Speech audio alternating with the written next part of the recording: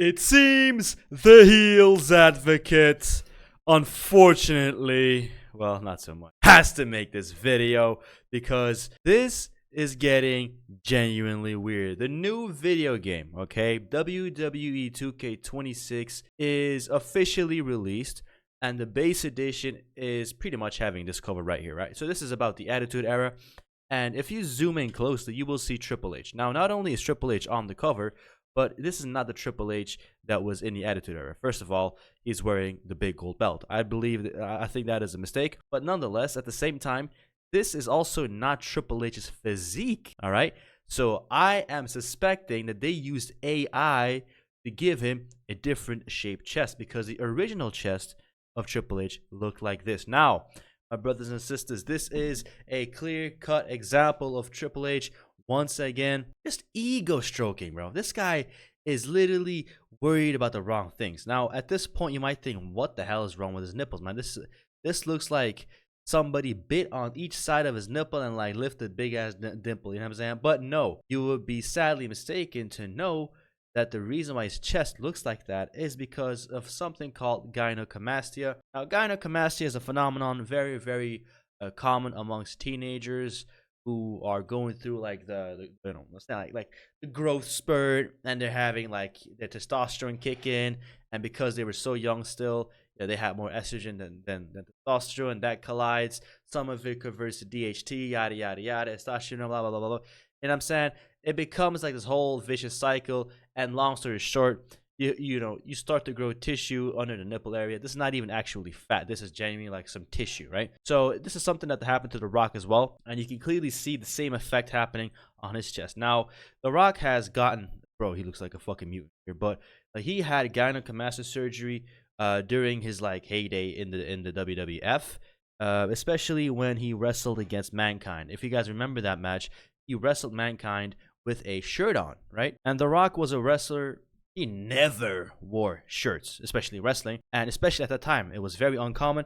And if you pay close attention, this also is a very, very loosely fitted t-shirt, which was something that, consciously, worn so it doesn't rub on his scars that, happened right after the surgery. Now, why I find this particularly funny is that, now, this is a picture, right? This is a real picture, and Triple H decided, if I want to go on the cover, this has to be fixed. Now, clearly, this is not the genetics that Triple H has. Like, he has more of a like drooping chest kind of, and the chest that he has given him is more of a blocky square chest, more of a like fast twitch muscle type of chest, right? This is like the type of chest that like Conor McGregor would have, right? Just like the very, very uptight, very high chest. And clearly Triple H, he's got that like, Brock Lesnar chest that like kind of hangs low. Now, I find it very, very funny that before he was able to get on the cover, out of all the pictures they could have used of Triple H, out of everything, it had to be this one. Add on top of the fact that this was not even during the Attitude Era, plus the big gold belt. It is just weird.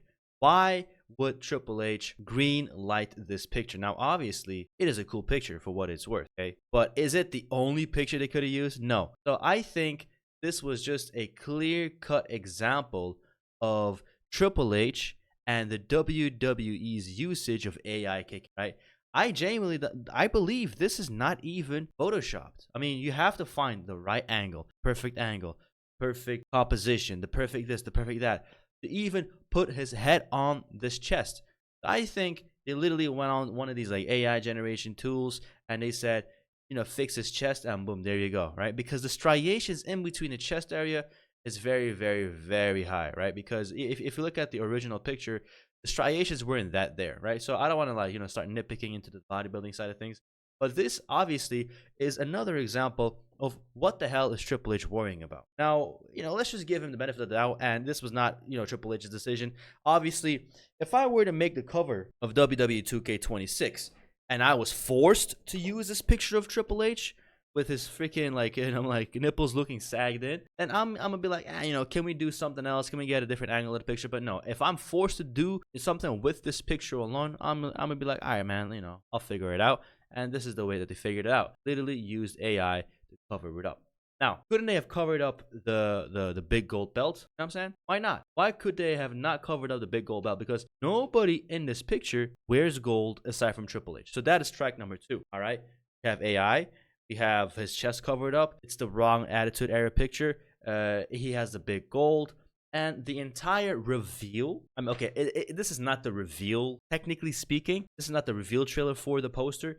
But this is the reveal for the deluxe edition. Now, this whole thing is so Triple H, bro. I don't know what's going on with the WWE these days, but this is getting out of hand. All right. So the segment is pretty much this. Triple H is in a makeup chair, and Paul Heyman is approaching him. All right, Paul, you need to put Bronson Reed on the cover. I mean, come on. If you want to sell negative copies, put him on. Oh, and then he's like, no. How about Logan Paul? Logan Paul is a megastar. You got to have Logan Paul on there. How about Austin Theory? How about Braun Burke? He's the future.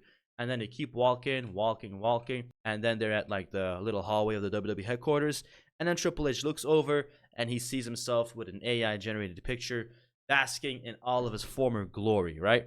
And I don't understand why a video game cover specifically themed around the Attitude Era doesn't feature the biggest star of the Attitude Era, Stone Cold Steve Austin. Couldn't we get Austin 316 on this cover? Couldn't we do that? Like, what participation did Triple H really have in skyrocketing and being the #1 hottest storylines of the Attitude Era? I can't recall. You know what I'm saying? I really can't recall. It's either Rock or Austin. That's it. So the fact that we don't have Austin on it is really, really annoying to me. Now, if you guys remember, WWE 2K or like WWE 13 at that time, this was also a video game that had the deluxe edition with Austin 316. The base cover photo, it was actually with CM Punk, if you guys remember, right? So this right here, this is the base cover.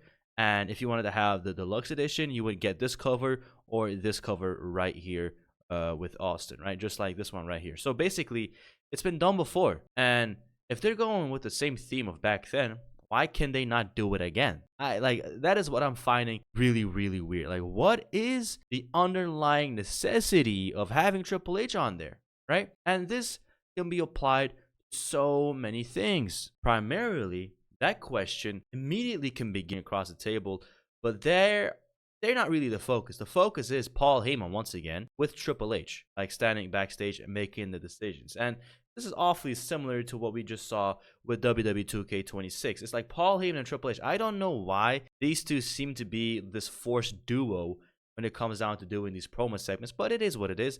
And it is once again the same thing, right? And then you had like originally when WrestleMania 43 was announced for, I think, New Orleans or something like that, or like Indianapolis. It was also Triple H standing on top of a freaking no wait, yeah, so like on a freaking stadium. So basically, we had this trailer, and it's literally like Triple H at like above the Allegiant Stadium in Vegas, and he's standing there cutting a promo. And let me just ask you guys this: like, what kind of a funny picture is it when you kind of think about it? Now, originally, it was supposed to be, I believe, Indianapolis. I can't recall what it was, but like The Rock announced it. It was this like weird segment, kind of a wasted segment, if you ask me, of the final boss. They had him come out and they announced it. There you go, like there it is right there. WrestleMania New Orleans, WrestleMania 42. The Rock was there cutting a promo, making it like pretty epic and kind of what we should have gotten for other WrestleMania promos. Because genuinely speaking, if the WrestleMania promo is Triple H, Paul Heyman, if the video game announcement is Triple H, Paul Heyman, if WrestleMania 43 announcement is Triple H standing at a podium with all the other wrestlers is Triple H, you know, it gets to a point where you would kind of believe that he is running the WWE, but he isn't, right? So like in the hierarchy of the WWE, of course, for us, it has always been Triple H, right? Triple H has been the guy that's been running creative, but he isn't the boss of TKO. So, like, for example, it could have easily been The Rock again, or, you know, somebody off TKO. It could have been Ari Emanuel. But obviously, that doesn't have quite the same name value or even the face recognition for that kind of an announcement. So, if you want to do it that way, you can go ahead and do it with Triple H. I don't mind it that much. But when every single announcement, every single new thing is with Triple H, that is kind of where you lose me. And it starts to become a question of this guy's ego is getting out of control. Now, this is also one thing that I don't really quite seem to be able to wrap my head around. He's there for the WrestleMania announcement. He is there for the cover announcement. He is there for, like, obviously, whenever a big, like, let's just say it's WrestleMania, it's probably going to be Stephanie McMahon or Triple H coming out and saying, "Welcome to WrestleMania, are you ready?" But if it were to end there, I will be okay. It doesn't end there. It also extends to the freaking end of the PLEs. It's WrestleMania 40, great ending to the show, and guess who comes out? It's the one and only Bruce Pritchard, and then Triple H follows right behind. And this is the way they end off WrestleMania. And they have ended off many PLEs in this manner. But I just find it quite interesting why the WWE is forcing this almost UFC like presentation. All right, this is the new champion, Dana White, aka Baldman, Triple H. He goes ahead and he raises the hand of the champion. It's been such a thing where the aesthetic of the WWE has changed. Even when you open up Monday Night Raw, it's like, oh yeah, these athletes are walking now into the arena when you know damn well they aren't just arriving at the arena. They're already in full gear, right? With the UFC, it's genuinely live. That is genuinely when they walk in, and they're going to go backstage, get warmed up, get dressed up, get wrapped up, and they're going to make their walk. With the WWE, it's not the same. So having Triple H come out and raise his hands kind of like overdone, or even at Crown Jewel. It's quite literally the same thing. She wins the title, and Triple H goes ahead and wraps the title around her waist. And obviously, he goes ahead and does this, head to head. It's like, bro, chill, all right? But like I said, it's the same thing where Triple H is always there, and he always likes to end off the show. And I don't find I would be able to understand if it was just once in a while and it was like something very monumental and a global success, kind of a la WrestleMania 40, when the entire narrative was like, oh my god, this is the first ever WrestleMania without Vince. Triple H did it so much better. We love Triple H. It's a new era. It's a Levesque era.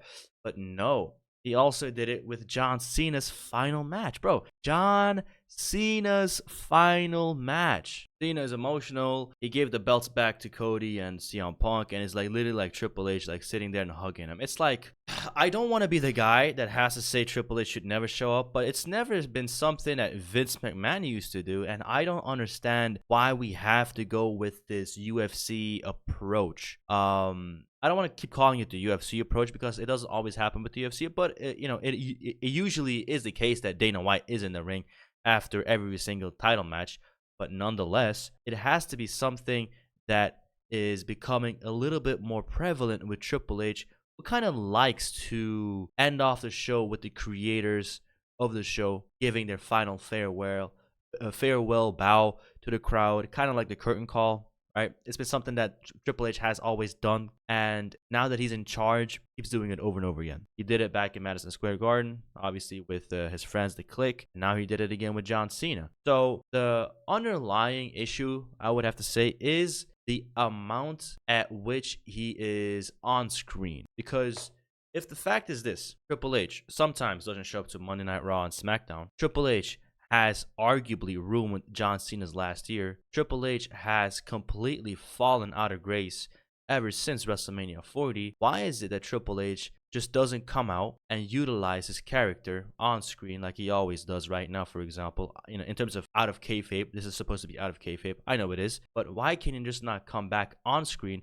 become a kayfabe bad guy, a kayfabe corporation figure, and go after the biggest baby faces in the company and start a big feud? He did it 10 years ago, 11 years ago with Roman Reigns when he was like, going after him. But why can't we do it now? And the reality is, in my opinion, where it all boils down to is not wanting to be put in an actual on-screen bad light. When all things are said and done, Triple H remains head of creative. Triple H remains the guy that goes on WWE Unreal and predominantly is the guy that is featured on screen. He probably has the most screen time out of everybody, and rightfully so. He is the head of creative. If the head of creative actually did something creative. Now, the discussion of WWE Unreal is another discussion, but like I said, when WWE Unreal released, it was kind of this whole thing where, all right, now we're going to see the genuine backstage stuff.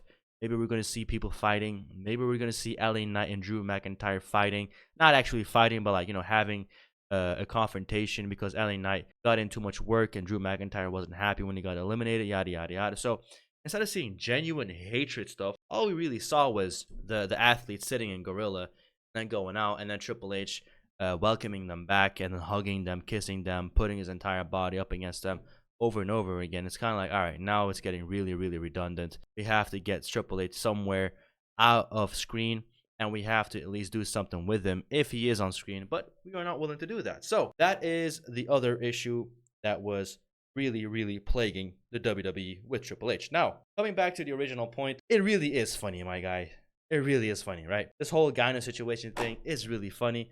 Now, Gyno is something that happens, like I said, when it can happen to some to some people when they're taking exogenous testosterone and prolonged use turns into estrogen, yada yada yada, conversion, all that stuff. Now, luckily, it never got to this point right here, right? We have our buddy right here in this.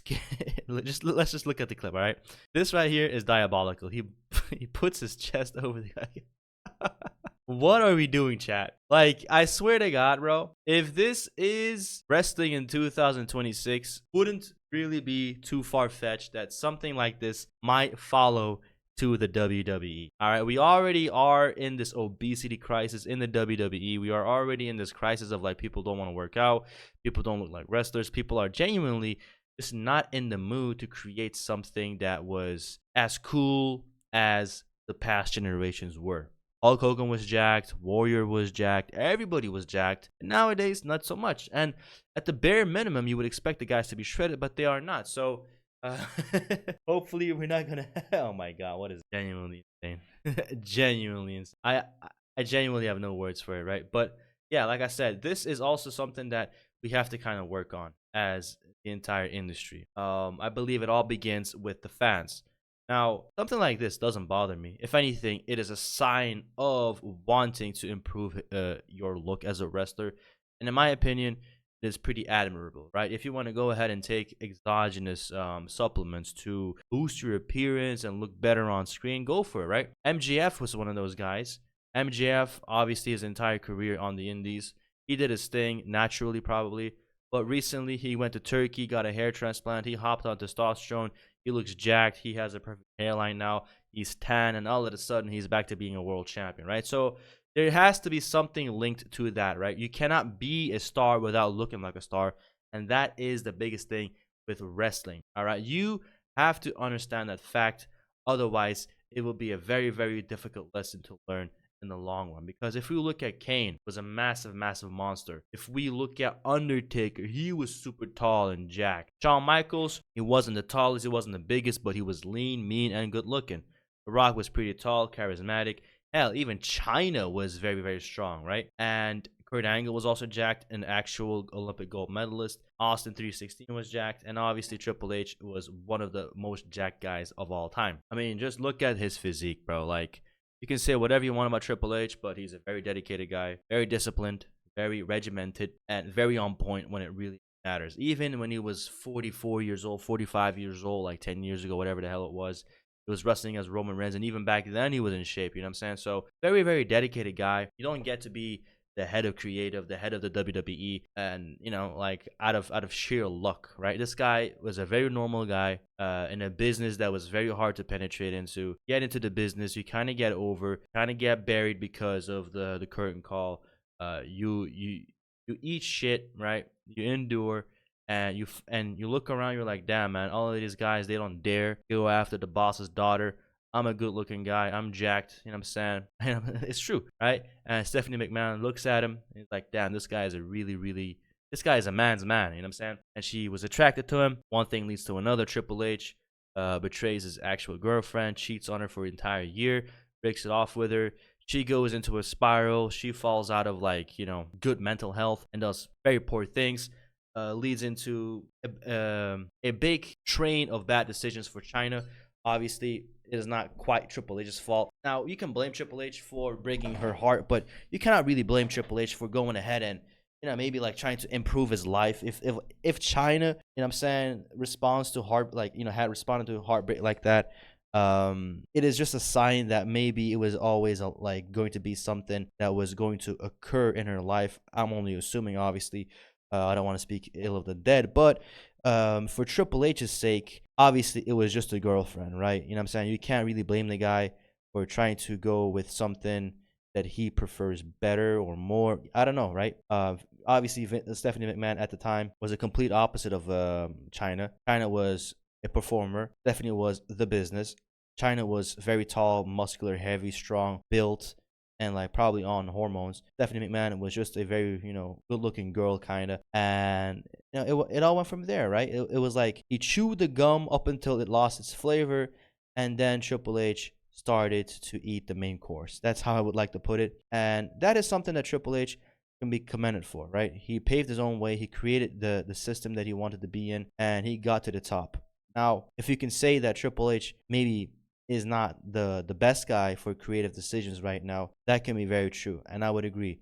And I would have to agree that we need more or different writers in that writers' room. The fact is, Triple H can only come up with so many ideas. It is not entirely his job, right, all right, to solo book everything, right? It wasn't Vince's only job either. Vince had Vince Russo with him, Jim Cornette with him to book things, and that is where you kind of want to have a good team. But if your entire team is like Road Dogg and Bobby Roode that barely talks, you know what I'm saying? Like, according to the episodes of WWE Unreal, you kind of need to have more writers, maybe more young writers, maybe more kind of revolutionary writers, right? That is kind of what you would want to have going forward. I don't want to necessarily see Triple H lose his job. I don't think, lose a job anyway. But the fact is, it isn't so much so that if Triple H were to be gone as head of creative, that the booking room would be different. If anything, Triple H would be gone, and we would still have the same people booking the show, because it is just the same people booking the show. Now, coming back to the full circle idea of the situation that we have at our hands here,